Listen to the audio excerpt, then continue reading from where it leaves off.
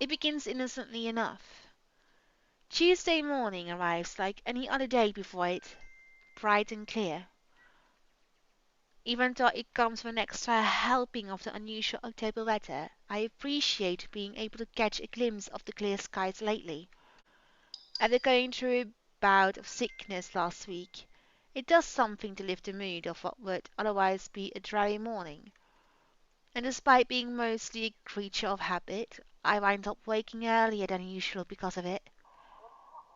Still no earlier than Isabella, it appears. I've assumed she'll take a day off or two off because of what happened to Miss Cooper, but that doesn't seem to be the case. As I'm the morning news strips from my unit when I walk past on the way to my mailbox. Chances are, around this hour, she's already dressed and ready to go, probably just waiting for the next bus to arrive. I've tried following her example before, but I don't think I'll be repeating that. Really? How can anyone be up before the sun is up? It's a habit she's got from home, she said, instilled in her by the kind of life she grew up in. Like clockwork, it's always at 4 a.m. That's really early. Either help with the chores or prepare her little siblings for school. It surprised me the first time. She just didn't look like someone who could. In the end, I simply passed it off as one of the many things anyone will have to get used to around her. Not that I ever fully understand. I'm my parents' only child.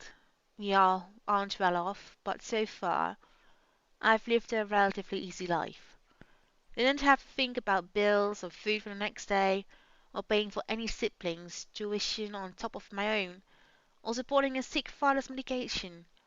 All I have to worry about are my grades, if I gain mom and dad's approval, or what we'd be having for dinner. When put next to hers, they all pale in comparison. They look less like problems and more like petty issues this way. Petty issues? But as unimportant as it all sounds, sometimes it's ugly head rears at the most inappropriate moments. And sometimes they come through your mailbox in the form of a fancy looking letter, pretty ribbons and all. Whoever sent this has spent silly money on the envelope alone. Verging on ridiculous, really. I can already imagine Isabella wrinkling her nose when she sees this. Then she'll complain about unnecessary expenses and rich people problems. I'm almost afraid to touch it myself, as if simply brushing her hand against its crisp surface will be enough to put a grease on it. It'll be a terrible slight to the sender. But as extravagant as I find this, it isn't really the first time I've received one. Most of the time it's not even for me. So who am I to complain? Either way, no look of surprise crosses my face once I flipped the envelope over to see my parents' names within a neat script. Nothing new then. The years in the academy naturally brought with its various connections, people from all the other fields, art, science, business, politics, you name it. This one, though, gives off a much personal vibe. Letters like this usually come from old students, people who've grown fond of my parents and they in turn treat like children of their own. I've only met a few of them. Most have moved on to become successful in their chosen careers, and little letters like this are their way of expressing gratitude. It's one thing mom and dad are proud of, rightfully so, and I'm happy for them. But there are times I wish they'll remember they have a daughter here. The real one. Well, it's of any importance now. It's not like they didn't raise me well and provide for me. They did. I wouldn't be where I am now if it weren't for their hard work. And like a dutiful child, I do everything I can to give back. Even if it's a small thing and letting them know they got another meal waiting for them. The phone rings for a good minute before someone answers. Mom, her voice is warm as I remember. Becca? Hi, Mum. How's the conference going? Well enough. Until your dad sprained his ankle. Oh no, is it bad? I'm all right. In case anyone in this family cares to listen, I'm all right. Very much alive, darling. And there you have it. He'll be up and walking in a few weeks, don't worry. We're going to have to extend our stay here until it heals, though. Is something the matter? Nothing big. Just that this mail arrived for you this morning. A lie, thankfully. She doesn't notice. Although, if I'm going to be honest, a small part of me yearns her to do so and ask me about it. But I put down an idea almost as soon as it surfaces. She is actually neglected, and I should make them fret. They're busy. What does it say? Raise your glasses, give cheers to the good times, blah, blah. Becca manners. That isn't how I taught you to read. Sorry. You are cordially... it's an invitation, Mum, for a housewarming party. From, Hannah? The name rings a bell, though at the moment I can't recall when or where I've heard it recently. It must be nothing too important if I didn't bother committing it to memory. There are a lot of Hannahs in the world. So who knows? Hannah. Hannah. She also wrote you a note, Mum. It says you used to be her private tutor at the Evans Mansion, and that she misses you and would love to see you two again. It makes my heart clench to read another openly say those words to them, the same ones I want to tell them. I want to see you too. It's been years since we've been together as a family, and if there's one thing that hasn't changed from childhood, it's that Mum and Dad are still busy with their respective careers. Out of the country, away on some meeting or symposium, sometimes for months on end. It only grew more frequent with the years until I'm old enough to live on my own. I like to think that's how I've become independent at such an early age. They've always praised me for that. At times, I wish they didn't. Evans? Oh, I remember now. Honey, it's Hannah. Hannah Evans. Remember? Bright girl, 2 years older than Becca? Didn't she get married a few years ago? 7 now, I think. But, they grow up so fast, these kids. Yeah, she invited us to that too. Fonte de Medici. But we missed that one because you had to present your paper in Singapore. We did send her a note after. Still a shame we couldn't attend, though. What is it about this time? She sent another invite for a housewarming party. Becca, when is it? This Friday, Mum. Oh, that's too bad. We'd love to be there, but Da's not in a condition to go walking around. I guess we'd have to decline again. I really miss that girl. I could go in your place. I let it slip without thinking. Personally, I've never been fond of gatherings, regardless of how simple people make it seem. But if there's one thing I hate hearing, that disappointment note in Mum's voice always ranks first. Whether it's directed at me or some other thing doesn't matter. Are you sure? Don't you have work this Friday? The event will be in the evening, Mum. It shouldn't take anything away from my schedule. It's all right. The invite's for 2 people. I can bring someone with me so things don't get boring. I see. Maybe you can also invite Ashton? Mum, that's a sure no from him. He hates attending parties. But I'll see what I can do. If not, I can always bring Isabella with me. You know her. She won't say no if there's food involved. Okay, if it's not going to be a big problem for you, I don't see why not. We owe you this one, darling. No problem, Mum. I'll even say hi to Hannah for you. Please do. And let her know we'd love to see her once we're back in the city. Leave her our number or something. I will. But you know, the two of you would have become really good friends. Don't you remember? You met with her once. If my memory serves me right, you were 12 then? This too I can't recall. It's probably one of those meetings where we only talked a bit before going our ways. If she did leave an impression, I'm pretty sure I would have written about it somewhere, or at least recognized her name. As it is, the only few people I remember clearly from the time in my life is Ashton and Mandy, to some extent. Mom must have sensed my confusion because she laughs. Don't push yourself too hard, darling. Really? It felt like having two daughters back then. Sometimes I wish they didn't send her away to boarding school. But, well, you know how often that goes with them. Still, try talking to her while you're there.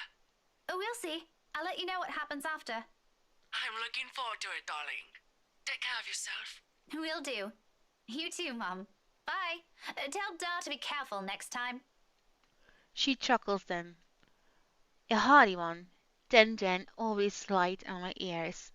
She may be a stern teacher, but this is the part of her I love the most. The sound of it still echoes even as our call comes to an abrupt end, bringing with it a memory from so many years ago. My life and responsibilities, excuse me, my life and responsibilities that accompany adulthood are things far from our minds. I've given the chance, I'd love to go back to those. I don't dwell on it all, shaking it all away almost as soon as the memory forms a clear picture in my head. I've always wondered how Isabella can easily pretend everything's normal over a phone call, then bounce back to her usual self immediately after. I've seen her do it plenty of times. For me, it just drains whatever energy I have. And with a whole day of teaching still ahead of me, I can't afford to look exhausted in front of my students. I have a feeling that she masks a lot. Might be wrong, but even for a wee bit, it's never a good example to set. So with another sigh, I put everything in the back of my mind and retreat back to my room. The rest of my day waits. 15 minutes later, I'm heading back out, dressed for the day, my car keys in hand. Ordinarily, I don't stop for anything. There's never a need to. That's the beauty of this apartment complex. It's quiet and everyone keeps to themselves. No useless platitudes in the morning, no need to wear a smile on your face lest another people are nosy enough to ask. Today, however, the morning broadcast still plays from Isabel's room. My brisk pace slows to a stop, and a frown gradually forms in my face. She hasn't left. Of course, isn't it unusual? There are times when I've left earlier than she did, like last Friday, before the open house. But those days are few and far between. It only happens in the direst circumstances. But the last part of that might be a bit of an exaggeration. However, with what's happening the last few days, maybe today is one. The death of her friend isn't something anyone can brush off, and for someone like Isabella's the kind who gets attached to people easily. Miss Thackeray, Ashton, and I, that has been the case. I can imagine what she might be going through right now, especially when the woman was someone she owned a lot, despite her training being brief. I've given her the space last night in deference, but perhaps the day might be the proper time to check on her. Oh, whatever. I've still got time anyway. What light steps, I move close to her door and already poised to knock. Still don't do so until I hear her answer me. Isabella? Belle? Are you in there? No answer. Every second I finally knock, lightly so I don't disturb her, in case she's sleeping and has merely left the telly running last night. Never mind how she never lets it happen. Ever. Waste of electricity and all. I just want to check on you before I leave. Is that okay? Are you going to work today? I don't think she's in. Belle? Still nothing. I'm about to leave. If you want, I can drop you off. Another round of knocking. Then I'm fishing out a copy of her key from my bag and unlocking the door. She lent it years ago, after I complained about the mess and offered my help in cleaning up. I thought the gesture was completely unnecessary back then. After all, I could always knock. But she never did bother taking them for me, always returning it or turning away from the conversation whenever I insisted. At one point, I've simply stopped trying to hand it back to her. Isabella? I'm coming in, all right? Without waiting for an answer, I push the door open and step inside. Here, unit's still a mess. Instant noodle cups on the table, a pile of clothes on one side, papers strewn about everywhere, and an unkept bed, among other things. This much is a given. Will always be a given. I've been here several times already, and I still wonder how she can function like a human being with the place in this state. However, that's neither here nor there. I'm not sure what I'm expecting, but it's certainly not finding an empty flat. Granted, she could have left earlier, far earlier than usual, but she never ever leaves without making sure she's unplugged everything. That's something she doesn't forget to do. It doesn't help that her bedroom appears unused this morning. Another habit, and it can only mean she hasn't been here since last night? Perhaps ever since the morning after Miss Cooper's death. Idea doesn't sit well with me. What with the news we've been hearing lately. The authorities are still trying to find the cause of death for all the victims. Early investigation revealed most of them were employed under Briar Realty Corporation at the time of death. Meanwhile, BRC has refused to comment on this. Gathering my wits, I immediately place a call to her mobile. It rings for a good minute, the sound uncomfortable in itself, but when another minute rolls by without her answering. Well, I'm not a woman prone to panicking. Sudden bouts of temper, maybe, but never panic, despite how I may sound when I'm speaking. And when it ultimately goes straight to her voicemail, a sigh is the only thing I let out. The pause doesn't last long, though. In the next moment, my fingers are already moving across the screen, in search for two people who might be able to help. Oh my god, I'm scared. It's Ashton's number I find first and dial. Call it a habit, but even Isabella thinks he's dependable when the situation calls for it. Despite how much they give each other grief, that already says a lot about him. There's Zachary, but around this hour he's probably still sleeping. If he has freelance work, it's very likely he's just got himself in bed. He's the last person I want to bother, if anything. The wait doesn't take long. Soon a click, the national voice echoes through the receiver. We're off and still heavy with sleep. Well, it's 5 o'clock in the morning. Never did grow fond of mornings. Becca? Christ, what time is it? What's up? Not you, apparently. Good one. Did you call this early just to make that joke? I'm going back to sleep. No, Ash, hold on. This is important. Becca, stakeout last night. Make this quick. I've still got a few hours before the chief bothers me. Sorry, I'll let you go back to sleep after. It's just that... Wait, you were on a stakeout last night? Did I say that? Shit.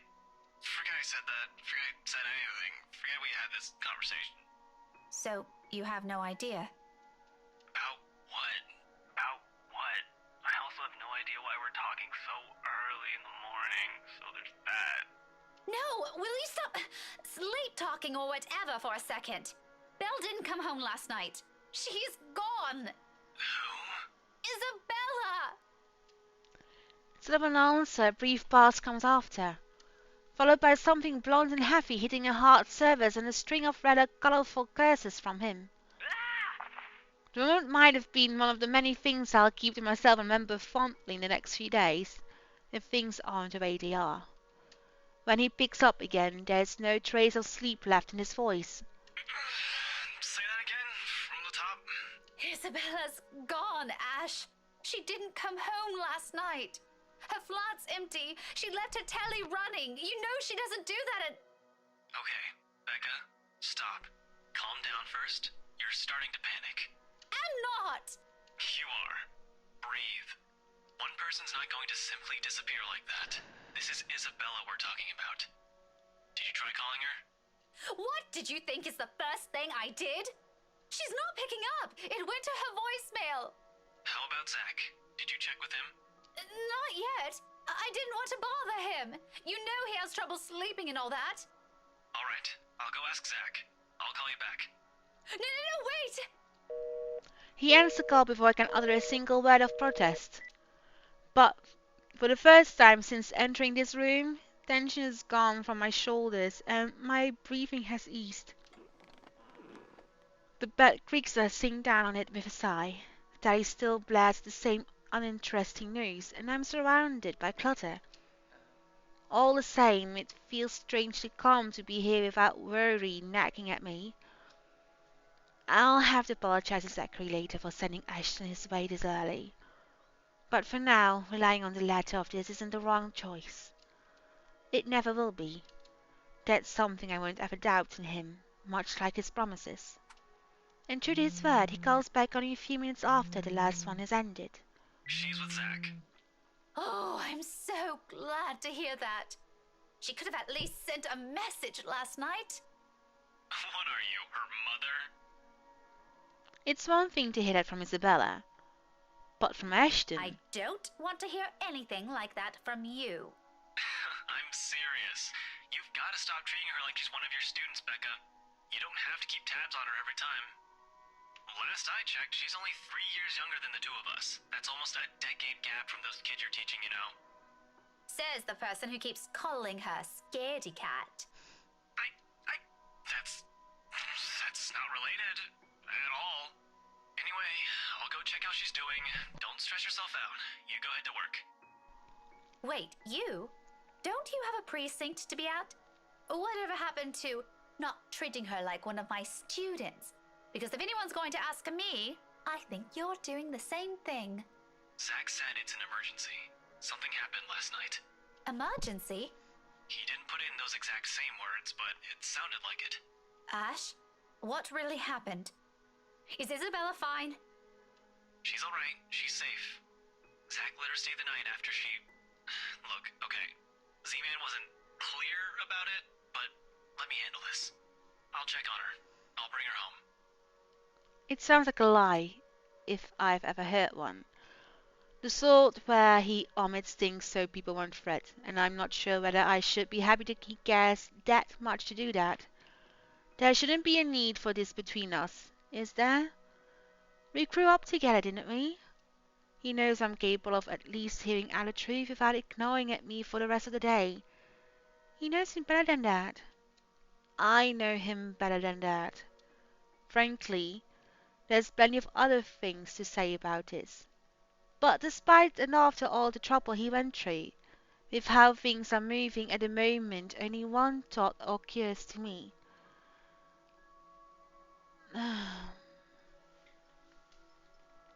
Let's make a save quickly.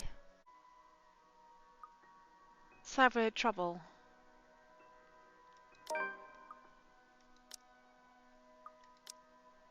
I recognize his concern for what it is.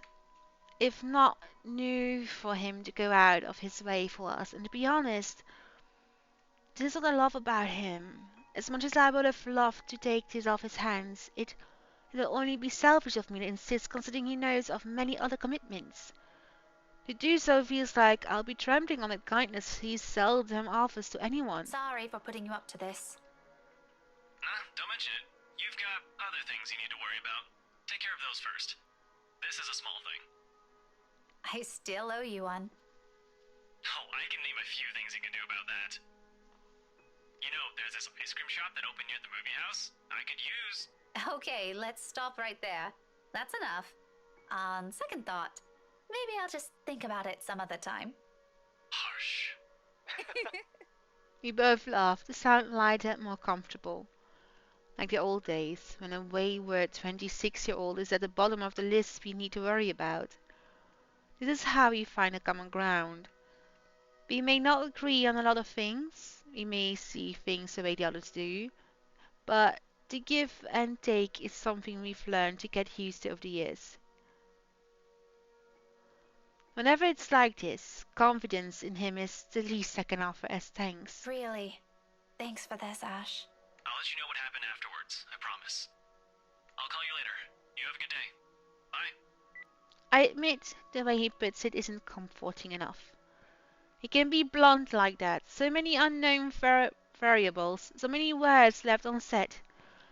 I wish he'd simply lay them out all in the open, because like this I'm more inclined to think there's an exaggeration on the other parts. If it's from exaggeration, I don't know. In the end, all I can do is wait, go about my day, and hope for the best. Before leaving, I spare Isabella's room one last glance. Disturbingly quiet now without her in it. I get answers from her later. For now, my concerns are best left here. The rest of the day slips away in a blur. Despite my best efforts in keeping this morning's events from surfacing in my mind, it sticks. In a way, everything today simply feels like a reminder. Every conversation, regardless of how casual, every topic, no matter how mundane it seems. I blame the news entirely for this. Recent happenings brought quite a few interesting stories to everyone's attention. Mostly superstitious talk of death, and when locals talk about a death here, anyone can sure as hell count on someone bringing up that mansion Isabella sold not a few weeks ago. Even my own students won't stop yapping about it. I think it's even worse than when it was put back up in the market. Now there are more stories. If this is the world reminding me of what matters or simply because the atmosphere around this time of the year calls for it, I'd rather take the latter.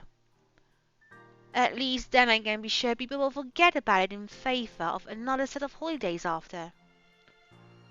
Nevertheless, and this may be a painful thing to admit, but listening to them is a pleasant distraction while waiting for Ashton's call. I hope he didn't forget. The school day is about to end soon. No, that's got nothing with what I heard. You always hear stuff. I'm not sure if half of them's even real. No, really. Rowan knows about it. He used to be in the same class with them. I can hear you from back here, you know. Whatever, Rowan. Anyway, the story goes like this. There were 3 of them. They entered the mansion on a dare, and they were all never seen again. The boys from the video. No one knows what happened to them. Up to this day.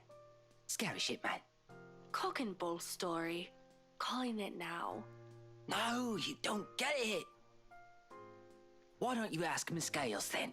Better yet, why don't you go inside the place? I'm betting my allowance you can't do it. Their talk immediately halts when I look up. All of them suddenly pretending to be engrossing in their current activity. Still, a word to put a stopper to this nonsense is needed. Creativity and imagination fostered by these stories is one thing, but reckless ideas should be corrected before anything potentially tragic comes from it. Back to your worksheets, everyone. And I don't want to hear any talk of dares or going inside that mansion. It's private property now. You'd all better stay away from it before... At the noise, a whole lot of them go silent. You can almost pin drop. The look on their faces would have made for a funny picture. But that's irrelevant at the moment. If there's a student loitering around, someone's going to be in trouble. I'll be back. If you're done, you can leave your worksheets on my desk. Keep the noise to a minimum while I'm gone, okay? I can sense their eyes on me as I walk out the door. A muted kind of anticipation. A bit unnerving, but it's far more agreeable than the feeling of being watched I've been enduring these past few days. Class is still in session for most of the rooms. In a few hours, once the final bell rings, however, the space will once again be filled with busy chatter and footfalls, an everyday cycle in itself. But for the moment, I let the silence guide me, my ears focused on whatever sounds there are or there will be, searching for the distinct clanging of metal. A kidman passes, and for the portion of it, only my steps echoes through the halls. And another. I'm about to turn around when the sound of it halts my footsteps. It's a little muffled and infrequent, but grows louder after each interval. Leave the hallway devoid of people. If I don't put a stop to it soon, it'll start to disturb the other classes still going on. Looking for it doesn't take long. All I do is follow the racket, and shortly I'm standing in front of the nondescript row of unoccupied lockers. And from inside of one of them, sitting in the middle, comes a noise, annoyingly disruptive now that I'm facing it. Like someone's banging on the metal door from the inside, hoping to get out. Leaning forward, I try to get a glimpse through the horizontal slat of whatever's causing it. But in this light, only darkness greets me and another round of clanging. Louder than previous one. More desperate.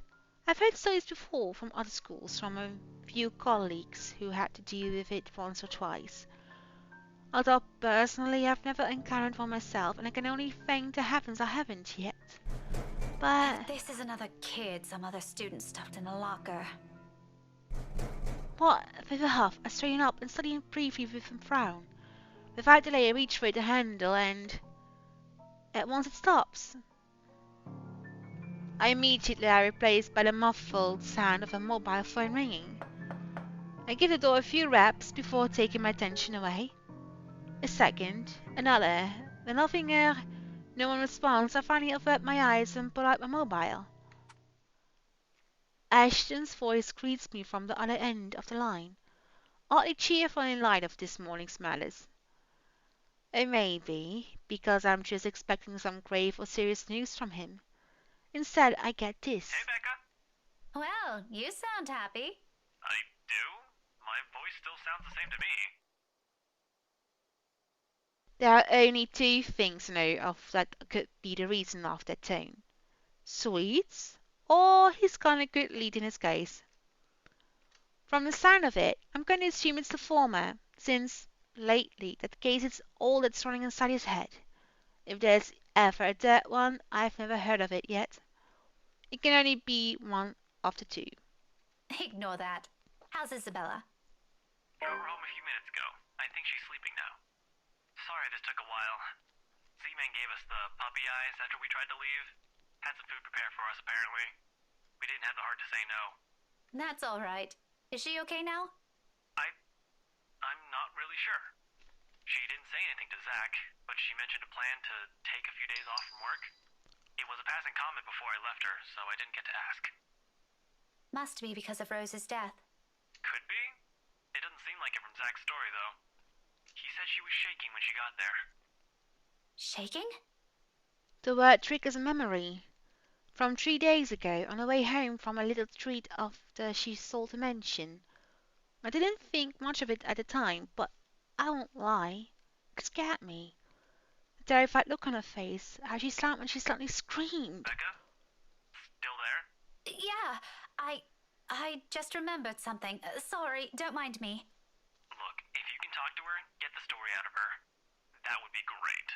She wouldn't talk to Zach or me even when I tried. Maybe she'll speak up if it's you. I'll give it a go, but I can't promise anything, okay? You know how stubborn she can get. But thanks for letting me know about this. If you want, I can get you that ice cream thing you mentioned tonight. As thanks. Just as thanks for all the trouble I've caused today. Believe me, I'd love to take you up on that offer, but I've got something on my schedule this evening. Maybe some other time? Thanks a lot, Becca. There's a short pause before he cuts the call from his end, and once again I'm alone with my thoughts. But rather than answers, all I got from it are questions. More of them, one on top of the other, as if the world isn't planning to give me a break anytime soon. But that's a problem I'll tackle later. Right now I've got students who need to be taught follies of eavesdropping. If the slightly open door on their smothered laughter from inside is an indication. All right, enough eavesdropping. All of you, back to your seats. Kids will be kids. Is that your boyfriend, Miss Gales? None of your business. He totally is. A quick scuffle follows that comment. If there's a retort prepared at the tip of my tongue, I drop every pretense of letting it loose on them. There's no use arguing with teenagers sometimes, boisterous as they all are. They're still my kids, though. Rough round the edges, maybe, but still my kids. Shaking my head, I head back to my classroom with a smile, but not before taking a glance at the locker again. It hasn't made a sound since. Oh, must be the wind. So you've had another look. I leave it alone. Oof. Oh no. The entire school day ends without a hitch. It could have gone better, mind you, but with the exams nearing, getting out of work before the sun has set looks as tough it is a far off dream for now. At least until they're over. Then we have the holidays to look forward to. What? There really are times when you simply take what you can get for the time being. Nothing wrong with that. All I'm hoping for is this'll continue until the whole day ends. There's still the promise I made to Ashton, and frankly, Daddy alone doesn't sound good. If Isabel didn't talk to them, what makes them think she'll talk to me? It's not like there's a hierarchy, is there? Just because I can handle Isabella's childish tendencies doesn't mean I can do it all the time. Really, those two give me too much credit. Nevertheless, I'm keeping my fingers crossed, if only because I'm also worried about her. And both Zachary and Ashton deem it important somebody get the story out of her. Here's to hoping it's got nothing to do with the latter. Again, I understand if she feels a bit stressed lately, but keeping that story going on for more than a week is... it's bound to get tiring at one point. Seriously, I really don't want this to end in an argument. God willing, the cafe special will help smoothen things out. After all, it's always been food with her. Or money. But mostly food. At this hour, the cafe is usually filled to the brim with people. There's a reason Isabel and I rarely ever go here during the evenings. It's simply too much of a hassle, and we can prepare food ourselves in the comfort of our homes. And there really isn't much reason to eat it out lately. What with life going on a busy streak? No time for long lines. Better spend it doing something productive. Yes? Lucky there isn't one tonight. Only few people are idling around the counter. 4 of them, in fact. A woman in her 60s and a teenager busy with his phone. Both are just waiting to serve their orders. The other two, a posh-looking man and a child, who I immediately recognize as Kylie, appear to have not yet picked anything they want. And look, for some reason, Mr. Link is the guy. Tough dressed relatively well and looks harmless. I haven't seen him around these parts before. Someone new in the neighborhood, perhaps? Even so, there's something familiar in him. It feels like I've seen him somewhere before. And also begs the question of why Kylie is with him. Of course, the girl easily takes a liking to anyone who buys her sweets, so it's both a bit worrisome and unsurprising. Well, you and me both know he's the godfather. But she doesn't. The blonde bloke doesn't look particularly thrilled with the company tour. I tear my eyes away from them soon enough once the guy at the counter appears, ready to take my order. That and I'd also hate to be accused of ogling strangers. Evening special. Take out. He's already punching the order before I even finish. Saying my order out loud is really more for formality's sake, made out of a habit. He has known Isabel and I long enough, and if he ever drop him by here, he already knows it always because I'm buying dinner for the two of us. I rarely visit here alone if I can help it. But Isabella can sometimes be a bad influence. He gives me a small smile before leaving to prepare my order, while I fish from my wallet when... Look, you little ankle biter. If I buy you the biggest parfait they have, will you please behave? I would just like 5, no, 10 minutes of peace and quiet. You said you'll get me some bread pudding this time. Yeah, well, darling, they said they ran out of it. Just pick another one so we can be on our way. Their parfait doesn't look as cute as the one my mom bought me. Parfait is just ice cream, sweetheart. It'll melt no matter how dainty it appears. In the end, it'll all look like an ugly puddle. Now come on, just pick one. It could even be the most expensive one on that list. I don't give a shit. He's not good with Care, kids. I don't care. What I would give for someone to buy you off my hands right now. What? My whole attention instantly snaps back to them and their conversation. Jumping to conclusions is something I'm particularly fond of, especially when all I have are baseless assumptions. But you can really trust a stranger these days. No one around the cafe seems to have noticed his words either. Very suspicious words. Still, I don't move. Yet. Oh, what's she gonna do? Well, my hand has already shifted from my wallet to the book I'm carrying. A hardbound textbook. Looks harmless. But the situation calls for it. It might be a good deadly weapon. Wait. I haven't got a chance to try it anywhere so far. The day could be today. But you promised. Look, if you don't want a parfait, how about a bonify pie? I'm sure it'll taste just as good as any other bread pudding. I think she's already holding that book tight, like smack it. I'll even buy you the entire tray. How does that sound? That's not what you said before. Well, sweetheart, adults change their minds sometimes. You said if I come with you, you'll buy me a bread pudding, and I did, and now you won't keep your promise. She's definitely having a book ready, mate. I want to go home. I miss my mom. No, darling, if I remember correctly, and I have a good memory, honey. What I said was, if you come quietly with me, I might buy you one. The quiet part didn't happen. Though now that I'm sober, I think this is a bad idea. I should just ship you someplace else for that peace and quiet. Oh, that's it! That's it! No hesitation. In a few paces, he's within my reach, and without warning, I'm slapping the flat out of the book against his skull. Ow! There's a cry of pain, followed by him instantly crouching down and nursing the sore spot.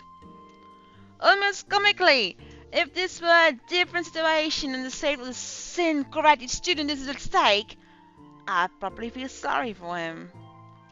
I mean, has anyone seen how thick this book is? Get behind me, Kylie. Miss Pink! It's amusing how fast her expression changed from parody one earlier to something that of utter delight upon seeing me. But there's no time for any pleasantries, not even quick ones, because soon the man straightens and I'm readying my favorite newfound weapon, readying my favorite newfound weapon for another hit. Except this time, he's ready.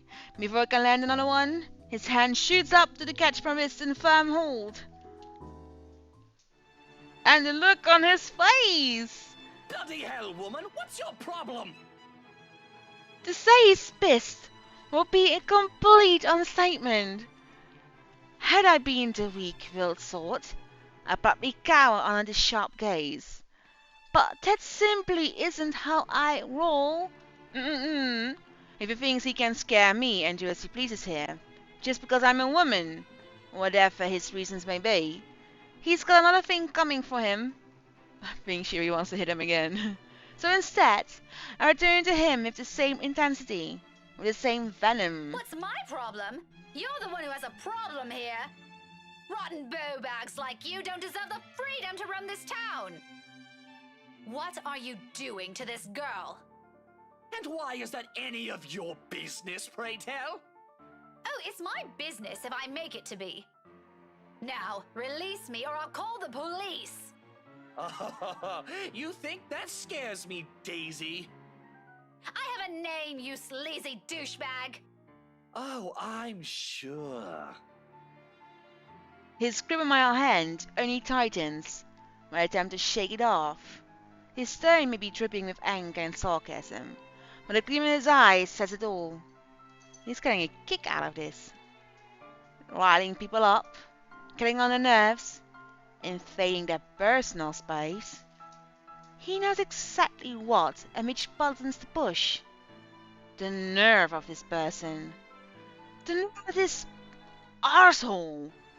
If he thinks I'm going to give in to his goading, please, you might as well just kiss his sorry behind. In fact, why do the most sensible thing right now? Teach him a tough lesson. Hit him where it hurts, shall we?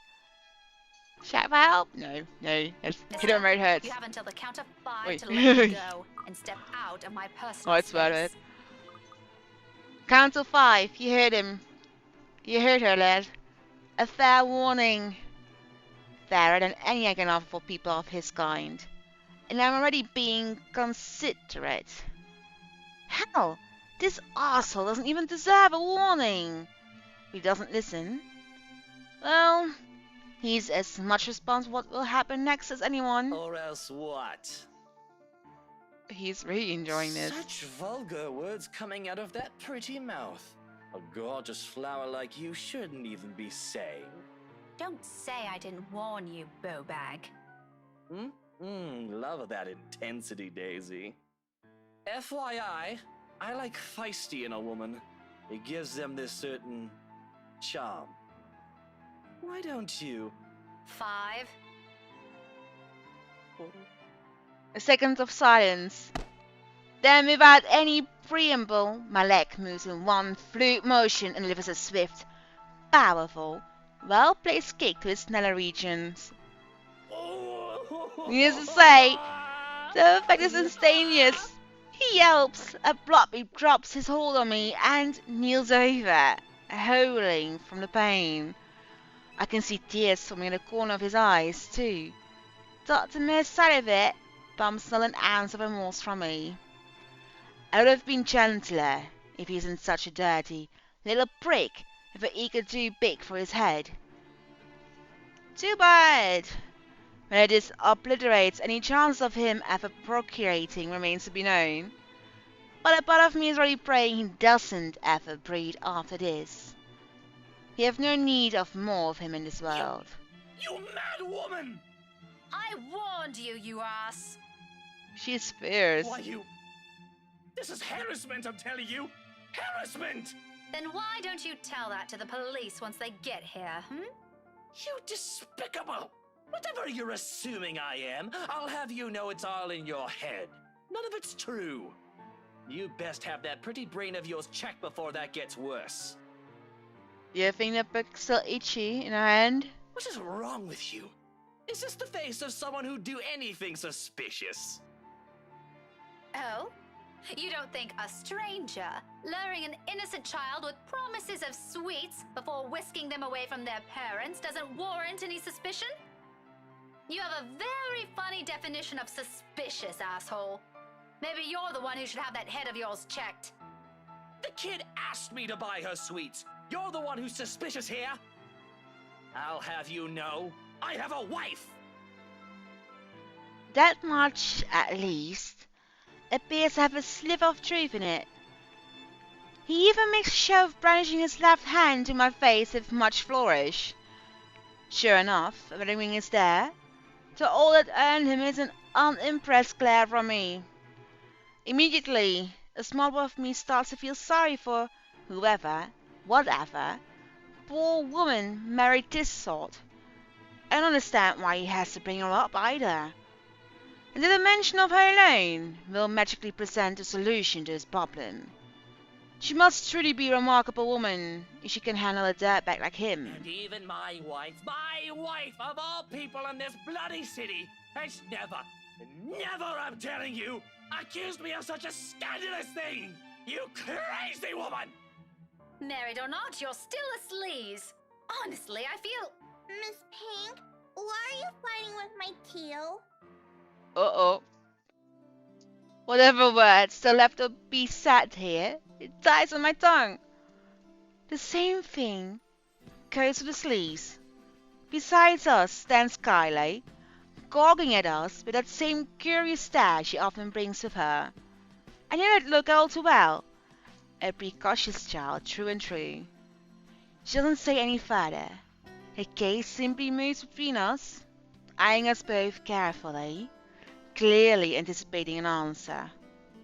From my experience, when it gets like this with children her age, it's a sure sign they won't leave you until you've given them an answer to satisfied with. Lying won't do either, and this dissolved into a shouting match for heaven's sake. And did he just say, Theo? Something falls straight at the pit of my stomach at that. I think she's feeling guilty now. But my tone is gentle when I finally address her, void of any apprehension at what might be the first hints of embarrassment. I pointedly ignore the latter. It can very well be just a hunger speaking. Kylie, sweetie, do you know this oaf? Yeah, he's Teal Luke. Right at the moment my brain stops. Every line of thought, every argument I still have against the man beside me dissipates in a haze. Amidst all of it, one memory gets triggered. From a few days ago. Theo? The one you mentioned before? The uncle? The guy Rowan wanted to impress? Or was that a dare? I'm sorry, I can't recall. Is it the one who promised he'll take Big Brother someplace cool? Yeah, the one in the same. Don't you know who he is? I sure as hell don't, darling. Because if I do, I won't have let everything I've said earlier come out of my mouth. He's my Teal Luke. Gazillionaire extraordinaire, am I? No, the fairy godfather. The fairy godfather. He's your godfather. That's Surprise, Rebecca. nice. The one and only. Did I get that right, Teal? More than right, sweetheart.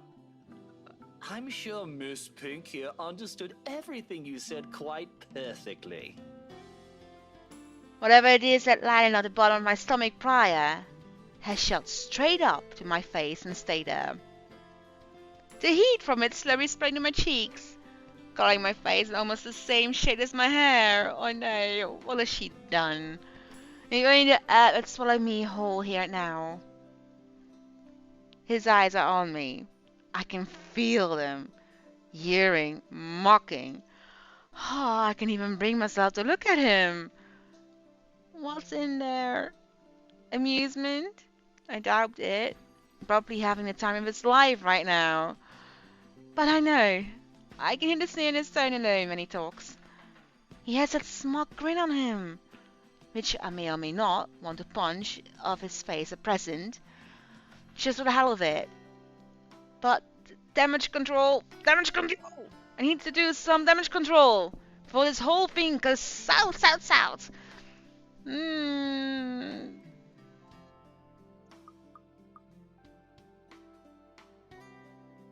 Apologize to Luke, apologize to Kylie, apologize to Kylie. Oh, oops.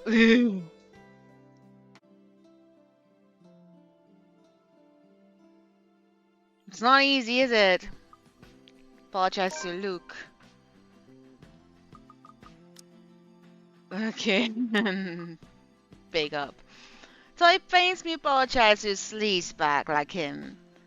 This is my mistake.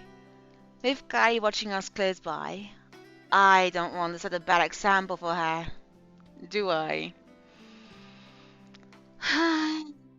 I'm surprised she grew up the child she is.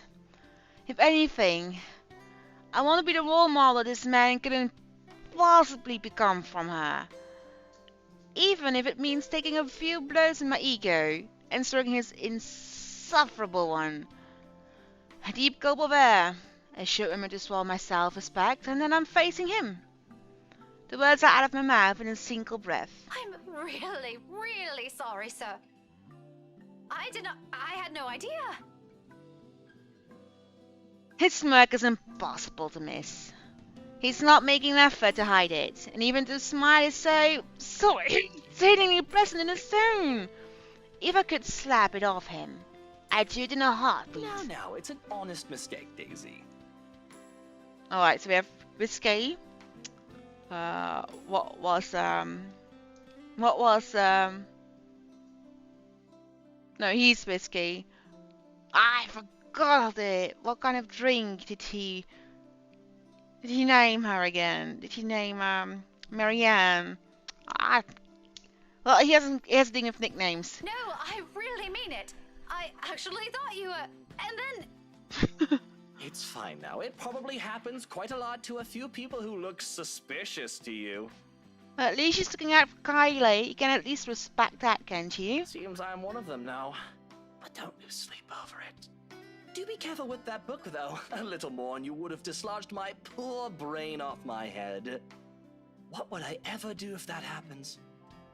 Oh no! Did it leave a mark or anything? If you want, we can have it checked. I'll handle the expenses if there's a need for it. Now, what kind of man would I be if I let an attractive woman such as yourself do that? Why don't we just look at it this way? My forgiveness is coming from the utter goodness of my heart. Do you believe him? So full of himself.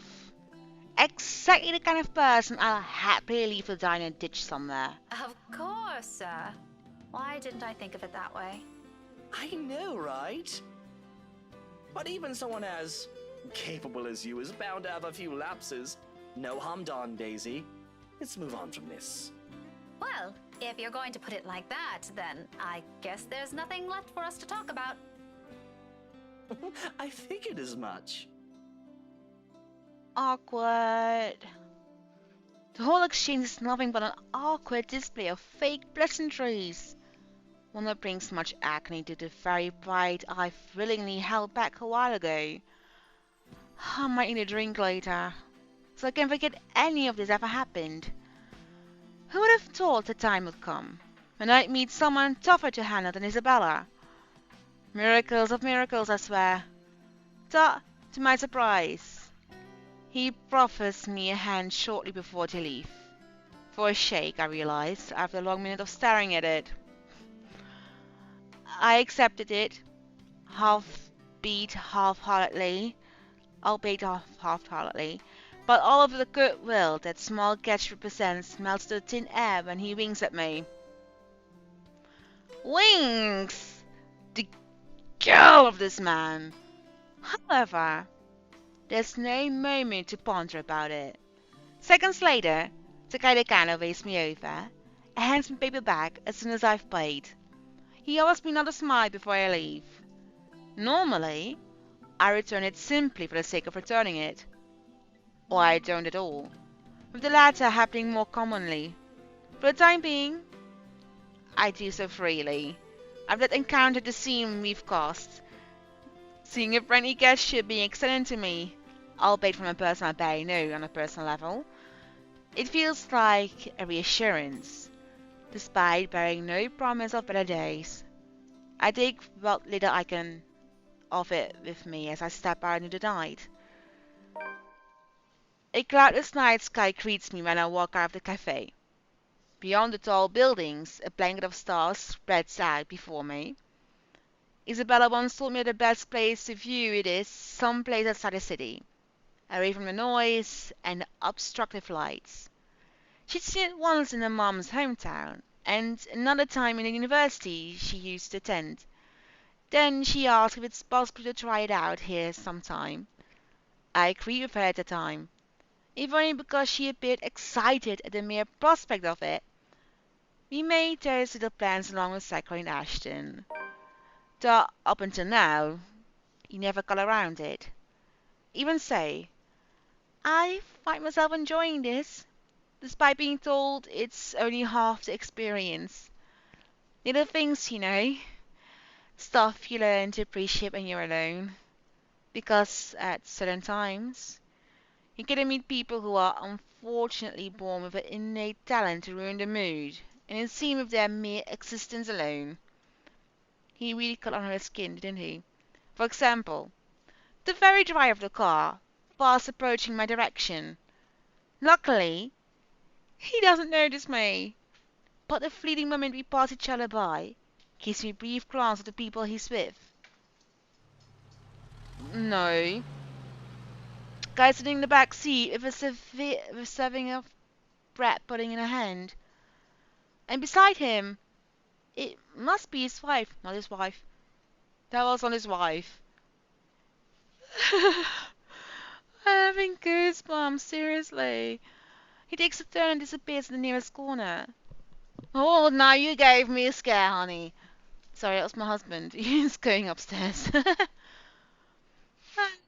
But throughout the night, that cursory glimpse, of all things to bother me, has left me wondering what kind of person his wife is. And more than that, it's a silent prayer to the universe. I hope I don't ever cross paths with that douche again. After having such an eventful day, anyone will think nothing will surprise me anymore. But here I am, standing at the top of the stairwell, watching an odd scene unfold before me.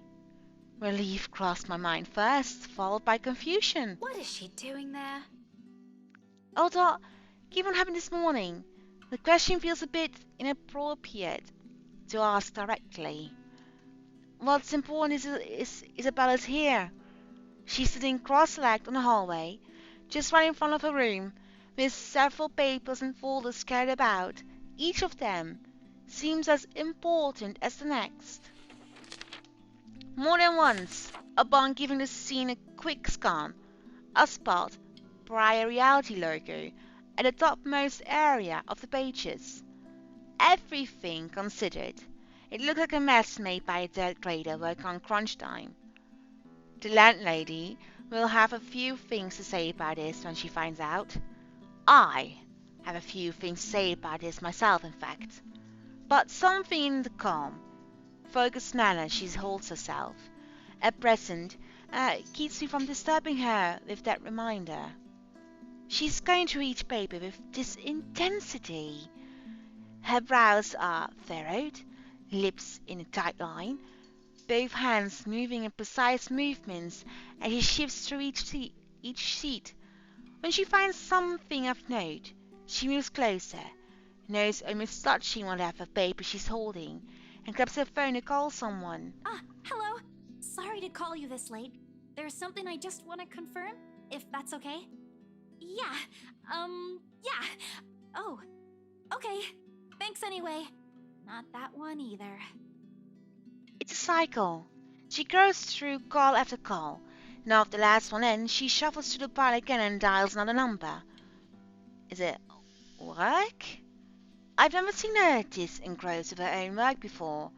Otherwise, she would have noticed my presence the moment I've reached out for her. After the ninth call, she still appears as oblivious to it as when I've arrived. When she lets out a loud sigh this time, I immediately take that as an opportunity to interrupt. Isabella, you know the house rules here. At once, the head jerks back and hits the concrete wall behind her with a thump. I must have heard. That's that Isabel I know. Crowd's still there. I allow her a moment to nurse it before speaking again. Becca, you're late. Yeah, I ran into a little trouble at the cafe.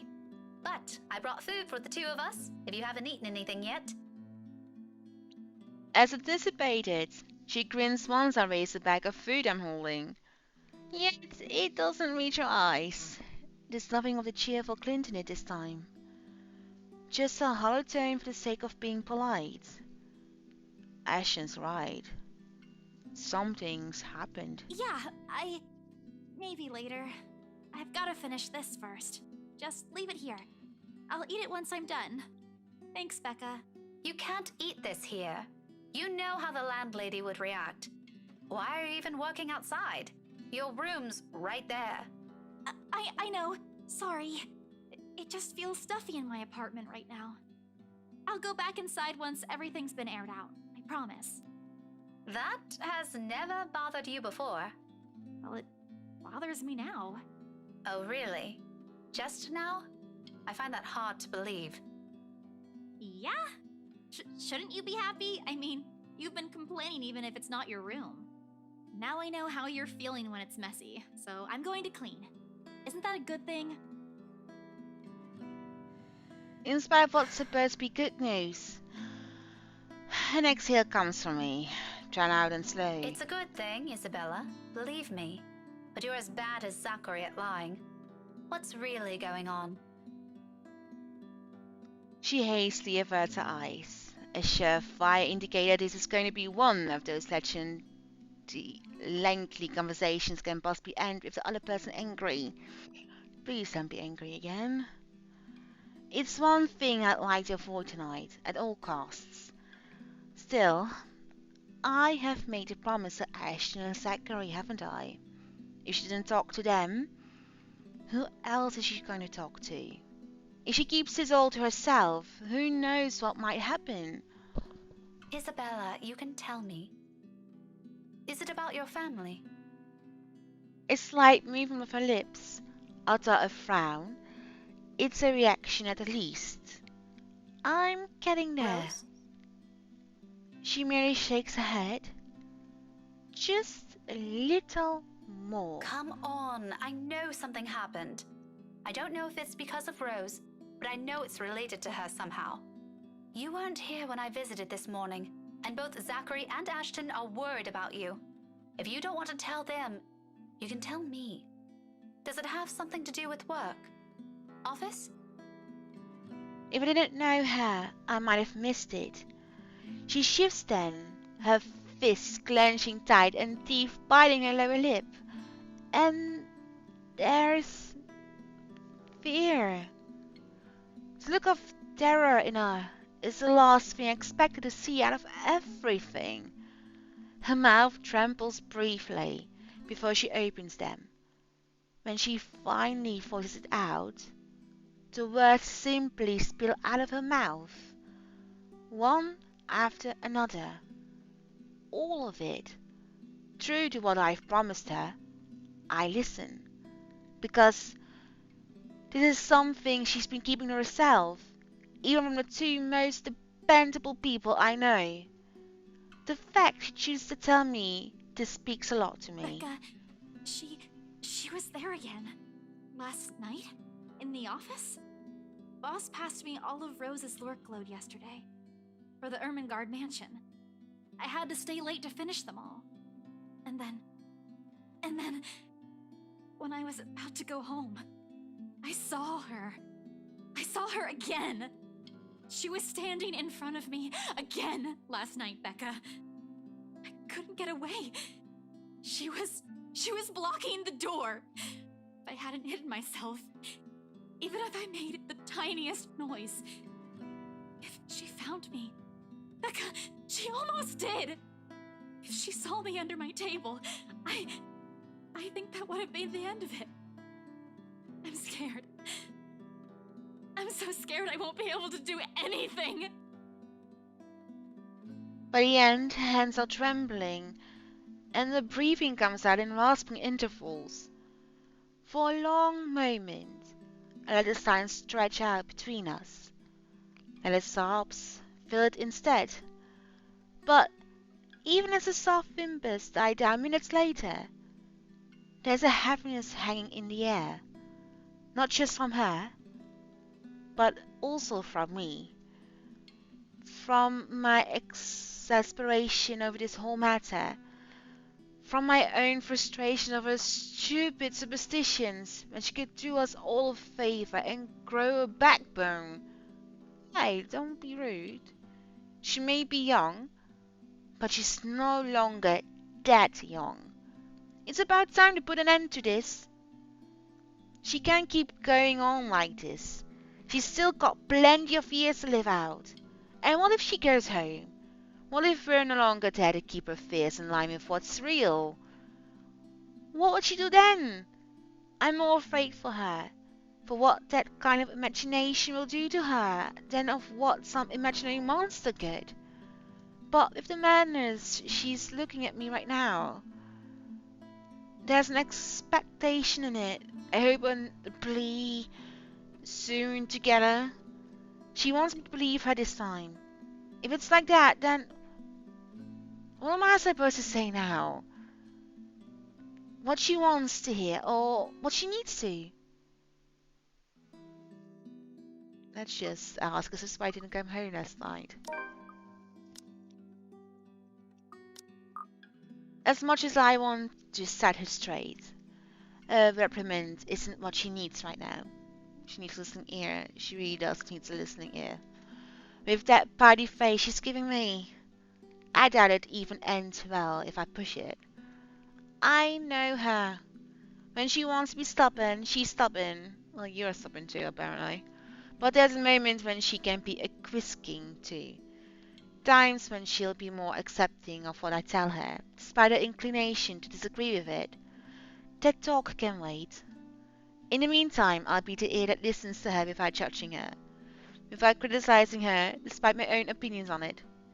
Thank you, Rebecca. You should have called me. She stares at me like I've grown on her head, and I laugh to slip side before I can stop myself. There?